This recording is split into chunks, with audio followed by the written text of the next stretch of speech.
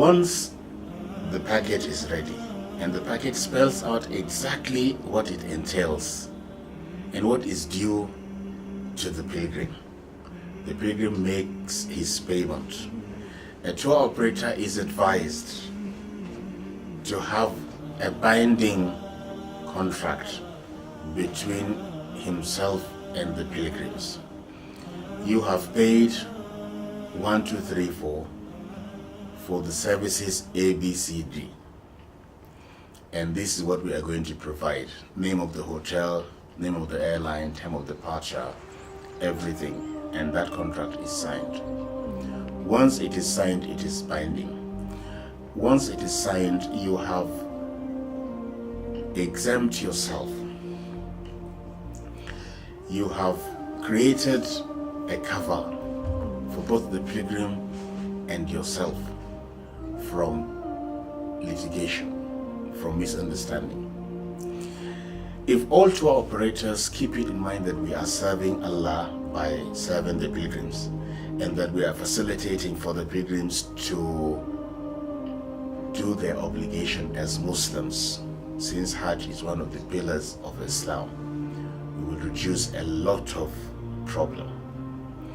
At times, you would book a hotel for your pilgrims. One problem or the other may arise that may necessitate changing the hotel, either for the entire pilgrims or for some of them. Fear Allah and choose the best. There are hotels that look maybe alike in the building, in the vicinity, in the area, but the services are not the same. You will gain a lot of money by putting them in that hotel, but you will lose a lot of reputation. Go for the best, even where it means a loss for that company. Go for the best. Serve the pilgrims in the best of ways possible, and they will be your ambassadors to others. They would be your sales managers without pay. So once the package is set, you make your payment on that wise, and that is exactly what you will see. Anything less than that should be explained to the pilgrims. If they need to be refunded for anything, they should be refunded. Otherwise, they should be given something better. And you have an opportunity as a tour operator for somebody going on Hajj to go into the haram, to either curse you, that is, report you to Allah and pray against you, or pray for you in the haram and say that you have done well for them and that may Allah put barakah in what you do. This is an opportunity for every tour operator. So once the package is ready, as I've said, you pay, and it has to be on that wise. Let us advertise the package, because people are not easily satisfied. You cannot do well in such a relationship without documentation. Once your package is not written, you just advertise good hotel, as I said in one of the encounters, good hotel, close to haram. That's a lot of problem. But once it is mentioned and somebody is in Medina, why am I here? I said, that's what you paid for. You look at the package. We have it, it's there. That is all. That is what you paid for. This is where we brought you. In Mecca is the same. The type of transportation is everything should be as agreed.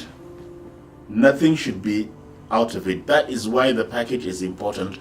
That is why explaining the package, what it entails, is also important. And at what cost?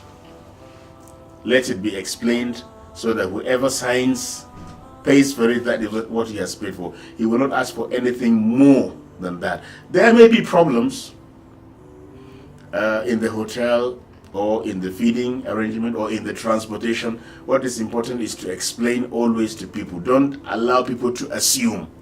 Once you know the problem is there, let them be aware. As it is, we do not have any solution to the problem yet. We are working for one. Just give us some time. As soon as you have a solution to it, tell them, this problem that has happened, there is a solution to it, and we are moving in so time to so place. That will avert a lot of wrangling and rancor that we see among pilgrims and service providers and tour operators in the exercise of the operation. Now, once the package is paid and we are ready for movement, you advise pilgrims to proceed to the airport, and you have a meeting point for those people who want to have you transport them to the airport, because that is part of the contract. Those who want to proceed to the airport by themselves with their own vehicles, they may do so.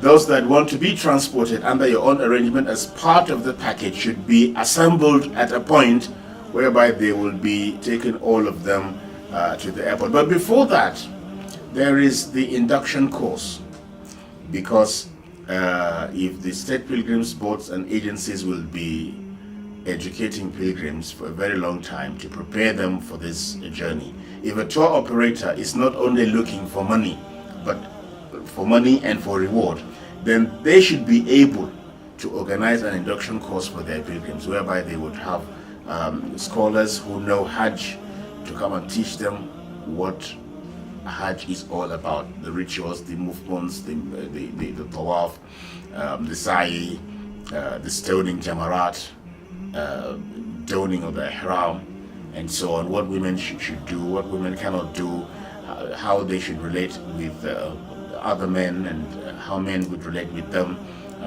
and so on.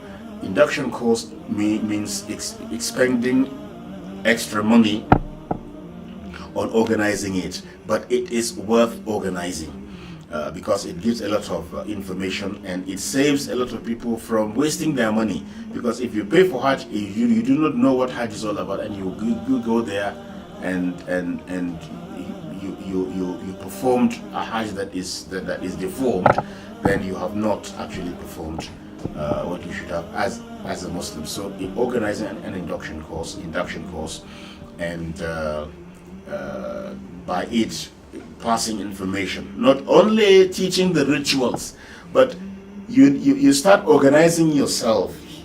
You start organizing the group from that point. They start recognizing one another, and you explain the entire process in that meeting. They know exactly when you are arriving to Medina, how many days you are going to spend, when are you going to Ziyarah, and a lot of information is given through the induction course. And after that, of course, you will give them their documents. And the inoculation exercise is also important, because it's part of the condition to have the yellow card. Don't just go to the airport and buy.